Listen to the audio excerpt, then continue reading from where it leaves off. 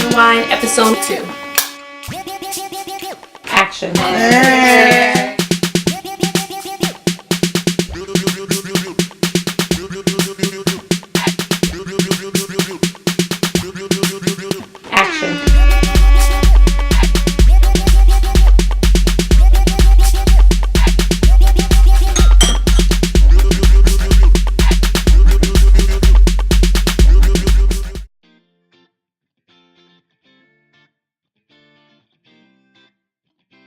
Welcome to Whine and Whine, where a few ladies get together, do a lot of talking, and a little bit of drinking. Thank you, ladies, for coming on by.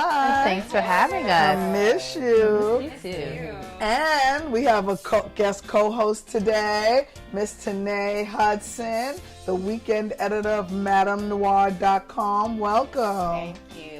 What happened here? Oh, working out. Had a little accident. Oh, poor baby. Yeah. Well, today we're going to talk about fake news. And that's something that's been prominent in media lately, where a lot of alternative facts might be spread, and people just run with them. And so one of the first things we're going to talk about is, what do you think about this whole fake news thing?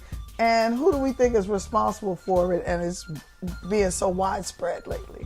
Well, I think the first thing to just clarify about it is that there's really two kinds of fake news. There's the way that Donald Trump uses the word, and then there's what it actually is. So when Donald Trump uses it, he means anything that doesn't fit what he wants everybody to think. So if he doesn't agree with it, it's fake news. Actual fake news is a real problem of when people are spreading information, they're not checking the sources, it's incorrect, they don't have the full story, and that's what I think is really worth kind of diving into right now. Absolutely, and I think the biggest culprit is social media. I mean, social media, Twitter, Facebook, Instagram, they're blessings because we learn so much from different people and get so many perspectives, but they're also a curse because it's so easy to retweet, send, and everyone has a Gutenberg press in their back pocket now. I can type propaganda on my phone, tweet it to you, you can retweet it, and now if you have 1 million followers, 1 million people just saw a fake story. And like I always say, I'm 120 pounds. Me too. Maybe I get retweet 1 million times. Yes. Right. But I mean, fake news has been around since news was invented. I remember being younger and the Inquirer and the Star and all of that. There were aliens in my backyard. Yeah. I think the problem playing with is Bigfoot. The speed at which we can do it, because before social media and before phones were so prevalent, you would have to spread it by word of mouth, or it was a lot slower of a process. Whereas now it's almost instantaneous, that you can break a story within minutes, everybody knows, and then you can say, oh wait, just kidding, that wasn't real, but everybody already saw it. Yeah. So I think and that's how do what you makes it retract really that if now everyone saw it? If I already read it, now I'm not checking my social media and I'm walking around thinking, there were aliens in your backyard. Right. Like, how do you actually retract that if it's being spread so widespread and so rapidly? And it happens with this call out culture too, where every day there's a new villain in the media, and we don't always know the full story of what's happening, and we're so quick to be like, this person is the worst person in the world and here's why. And sometimes it comes out later that we didn't really get the full story about it, but it's too late and that person's reputation is already totally over forever. Yeah. So it's a kind of a weapon that we have in our pocket all the time. There's so much damage that we can do, and there's such a lack of discernment and critical thinking now. Well, media sources are not making it easy for us either. I mean, let's talk about clickbait. And I mean, you're a writer for Madame Noir, so you must know about this all the time. And you probably even could, create headlines that are gripping because that's what, is done. Like, how do you filter out fake news sources from real news sources and use accurate information? Well, I only source my news from sites that I see as credible. So like the CNN, like the New York Times. I publish more of entertainment news and news that is targeted towards African American women. So I may see something on Essence. I'm like, okay, I'll write about that. Essence has a great reputation, or Ebony. or sites like that. So I only source from certain sites. Now, if I see something like ghettogalore.net, I'm not going there because Ghetto Galore is popping. it's not Says for its news. editor-in-chief. If it's popping, it won't be for news. I think we need to be responsible journalists, but we also have to be responsible consumers. And I'll give you an example of what I consider to be fake news. It was the whole Dove advert. The trend of a woman, or the screen grab of a black woman taking off her shirt and turning into a white woman. I mean, the person who took that screen grab tweeted it, and it was retweeted a million times, did not give the full story. That in itself was unfair and unbalanced. Well, do you think that you can spot fake news? Yeah. I mean, well, first of all news to me is fake until I find a credible source. I don't even if it comes from CNN. And also, for me, it's a matter of perspective. So when I read something from the HuffPost, which is a Pulitzer Prize winning news outlet, I still understand that this comes from a very particular perspective. Ariana Huffington has her own agenda and way of thinking, and that's what HuffPost is modeled after. If I need another perspective, which I'm going to get as a responsible consumer, I'm going to go somewhere, maybe a Fox News. So if it's true news, it's true. Right? Everything can be slanted. True. I mean, and that's why, as a consumer, you have to say, okay, I see it here. Let me read this article. Let me read that article. There is enough information out there for you to check your sources. Wow, we really got into that topic. But now we're going to take a break here, and we're going to take you inside our business spotlight with Jackie and our co-host, Miss Tanay Hudson.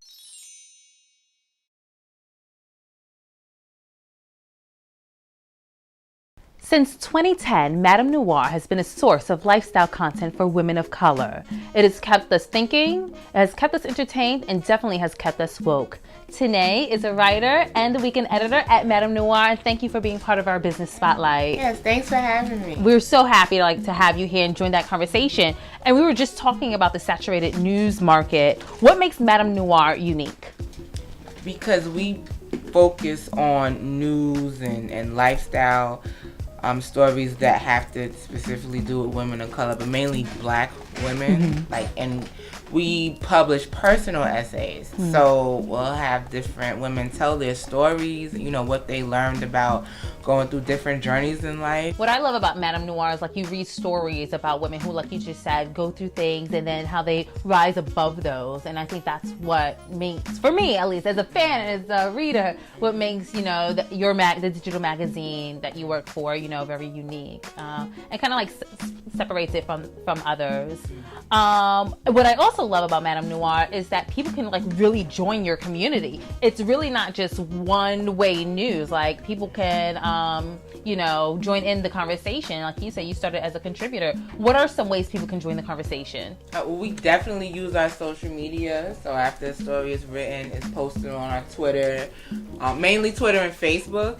And you could definitely comment and start your own conversations about what's going on in that particular story, because it leads to a bigger issue within our community anyway. So it's great conversations. And if you have an interesting story to tell, whether it's dating, fitness, health, any life lesson you learn and you want to tell it and you know how to tell it in a compelling way, you always pitch to us. And how do people pitch to you? You pitch our managing editor, Brandy Victorian. All right. Also, well, I think you are Black excellence, and thank you for stopping by. Thank you. Thanks for having me. For those of you out there wondering what it is that we're drinking today we have a Vintales Crowded Cafe Cabernet Sauvignon. This wine comes from South Africa, and it's really rich with layers. It's got notes of red juicy fruit, chocolate, mocha, and just a hint of vanilla spice. This is a very full-bodied wine, so this would be great with beef, maybe a tender steak or a meaty burger. Or if you're having a cocktail party with cheese and dark chocolate, this would definitely be a very satisfying wine. This you can pick up at Bronx Spirits or Bronx Cheers, and you can join us. The address is below.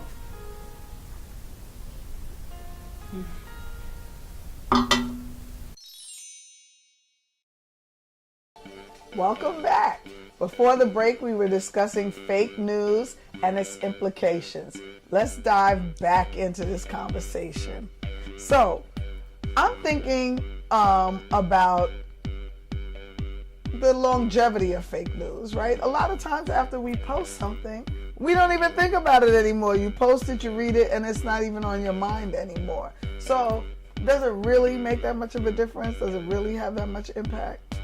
It's a good question. I think it does sometimes. I think there's a blessing and a curse to that. The blessing is if you're the one getting raked through the coals that day, chances are in a week from now it's going to be somebody else. The next day. Right, you never know. But then sometimes people, their entire lives change. They get death threats because of things that are written about them. And so it can, even just one day of bad press can totally ruin your life forever. So I think it can, it can be beneficial if everyone forgets about it and moves about their lives, but sometimes it doesn't happen that way. Absolutely. Like Beyonce wasn't really pregnant with her first pregnancy. I mean, that's fake news, but I mean, people still spread. Sorry, B. We're not friends, but we can be. I mean, people still spread that. It was still propaganda. People still talk about it. It's tongue-in-cheek. How do we know it was propaganda? But it's tongue-in-cheek, but people still talk about it. But it really hurt her. So again, it's like you said, tabloids. That's nothing new. There were always aliens in our backyard.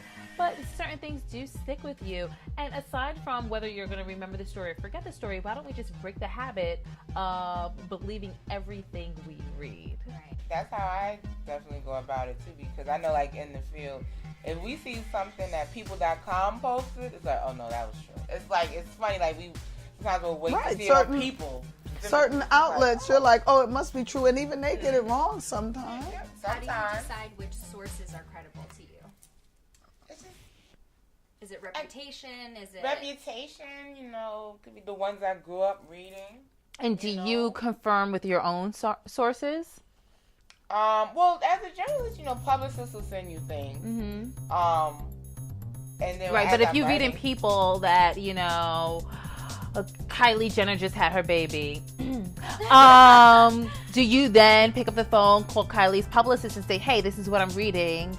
Can you corroborate? If you can reach convert them. Yeah, Sometimes okay. it's Really like, no, Yeah, that's fine, but you can put in the if work. you have that email list of all these different publicists, and you're able to have access to them, and you ask them, sure, and then you can ask the questions that weren't answered in that story to make your story more interesting, more informative. But see, I think that's what real journalism is. It's not regurgitating facts that you read on, from another source. Right. It's picking up the phone. It's doing the legwork. It's, making those calls to confirm the information on your own and advancing the story. Well, there's a Gallup poll that said that only 32% of Americans trust media.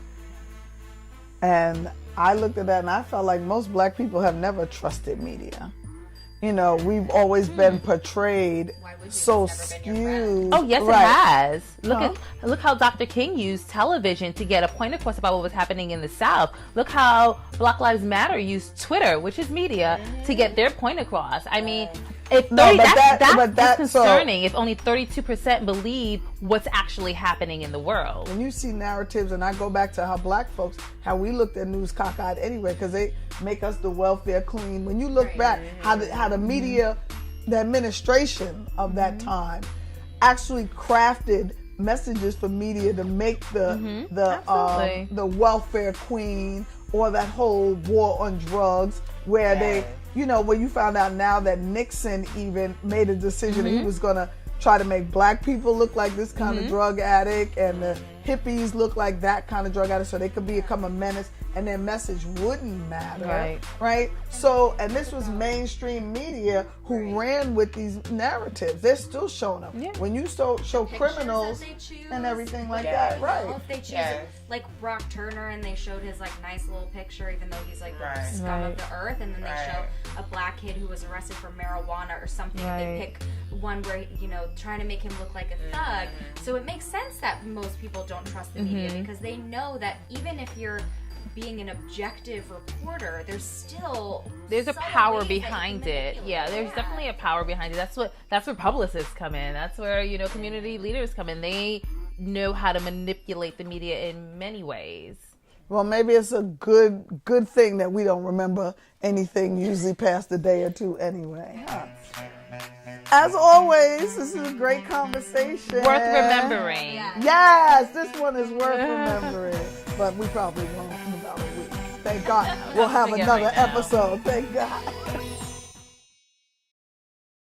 Thank you for tuning into this week's episode of Whine and Whine.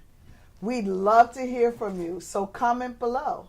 Tell us what you think. If you have a topic you want us to whine about, tell us and we'll give you a shout out if we cover it. Join us every Wednesday at 7:30. We'll see you next week. Bye. Bye.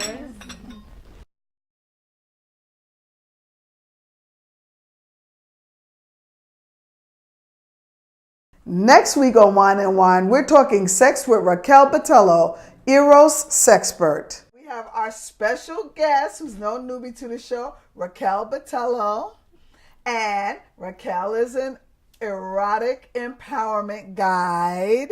It's so freaky, I stumble every time I try to say it. So how do you all feel about this new age dating and women and sex and dating these days? I'm old-fashioned. I like the old-fashioned approach. I like the, when a man looks at a woman and he's attracted to her, to go up to her and approach him like, can I have your digits and take you on a date?